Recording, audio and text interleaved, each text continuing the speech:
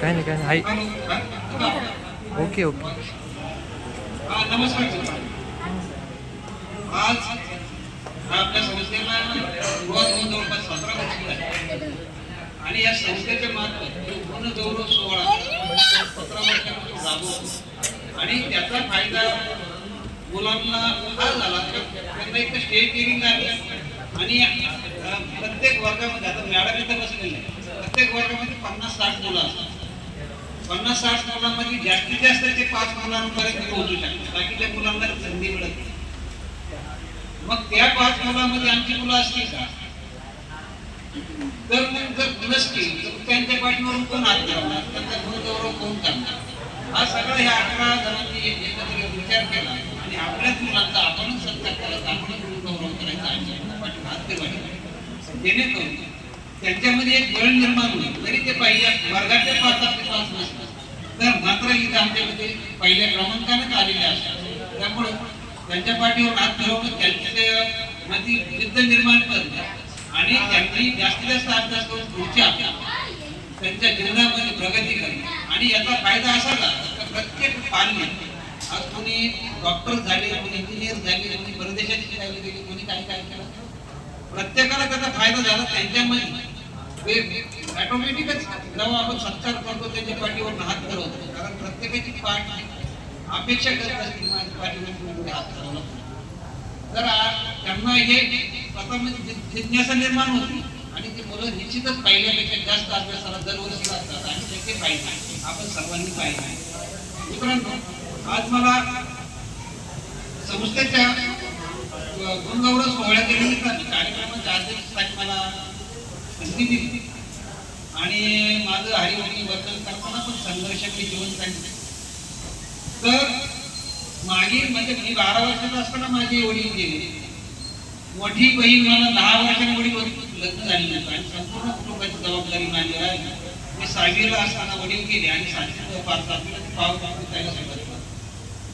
तर तिथून जे कामाला सुरुवात केली तर त्याच्यानंतर जो प्रसंग जो संघर्ष आहे तुमच्या समोर आहे आणि हे करत असताना 1998 रोजी माझा अपघात झाला. तो अपघात इतका भयंकर होता तर माझ्यासोबत माझा मेवण्याचा मित्र आणि आम्ही 3 जण होतो.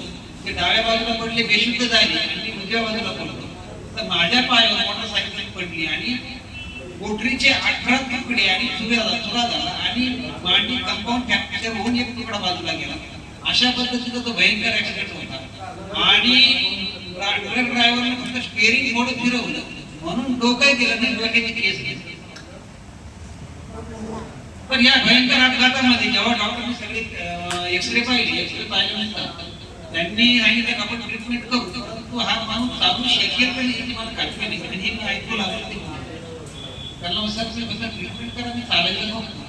आज मी तुमच्या समोर उभा आहे आणि तुमच्या सर्वांच्या प्रेरणेने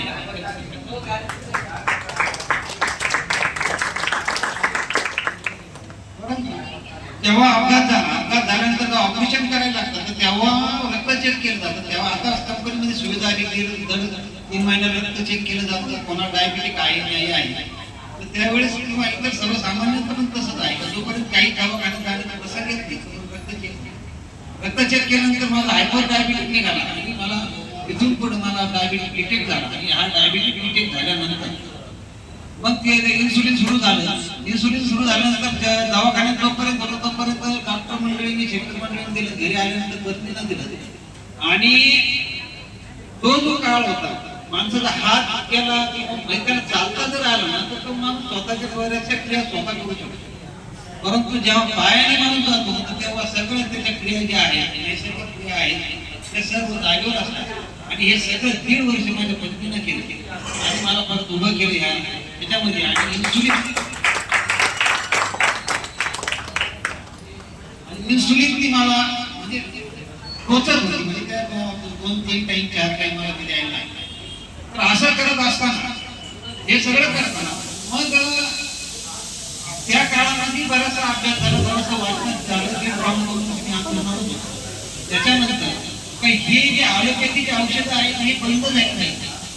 तर बंद कशी करता येतील याच्याकरता मी अनेक प्रकारे आयुर्वेदाच्या औषधांचा ट्रायल सुरू केली. इतकी ट्रायल सुरू केली का त्या पिरियडमध्ये ते रामदेव बाबाचे औषध आले. नंतर मग आत्मारामला माहीत आहे का तो हिंगमिरे होता आणि त्यांनी आणण्याचे औषध दिले. हिंगमिरे असणाऱ्या त्या काळामध्ये 10,000 रुपये महिन्याचे औषध घेत होतो. त्याच्यानंतर माई वैद्य आली, आज 17,000 रुपयाचे आहे. नंतर आयुर्वेद स्वतः मला आचार्य आयुर्वेद म्हणून मावळला एक मोठा दवाखाना होता, तिथं दर महिन्याला जात होतो मावळला. परंतु मला पाहिजे तसं मिळालं नाही. परंतु समर्थ सोशल फाउंडेशनच्या माध्यमातून मला औषध झाली आणि त्यांनी मला चांगला फरक झाल्यानंतर मी हे ठरवलं का आपण या मला जर गुण आला असेल तर त्या पात्राचं शरीर शिक्षण झालेल्या येत असेल तर जे सध्या मधुमेह सध्या कन्वर्ट होत आहेत लोक काही 4-5 वर्षांनी झालेले आहेत या माणसाला जास्त फायदा होतो. आज मग मी ठरवलं की औषध लोकांपर्यंत घेऊन जायचं. तर मित्रांनो मी जेव्हा ती सुरुवात केली तर सुरुवात केल्यानंतर म्हणजे 8 महिन्यामध्ये जवळपास 100 पेशंटला माझ्याकडून औषध जात होते. या 15,000 त्या समर्थ सोशल फाउंडेशनचे 15,000 PRO आहे. तर त्या 15,000 PRO मध्ये मी पहिला असा एकमेव होतो की त्यांनी 8 महिन्यामध्ये एवढं मोठं काम केलं होतं. म्हणून राज्यस्तरीय पुरस्कार घेऊन माझा त्यांनी सत्कार केला. आज जवळपास महाराष्ट्र, गुजरात, मध्य प्रदेश आणि कर्नाटक अशा 500 पेशंट 500 लोकांना माझे औषध जातात. दररोज औषध असतात. तर सगळ्यात महत्वाचं काय आहे की आपण ॲलोपॅथीपासून कसं दूर जाऊ. ॲलोपॅथी आपल्या शरीराला संपूर्ण नासवतं किंवा संपूर्ण आपण किडन्या, हार्ट हे सगळं खराब होत. कारण त्या औषधाचं नाव गुगलला टाकलं तर त्याच्यावर तुम्हाला सांगतो की ते सांगतं की त्या औषधाचे साईड इफेक्ट काय.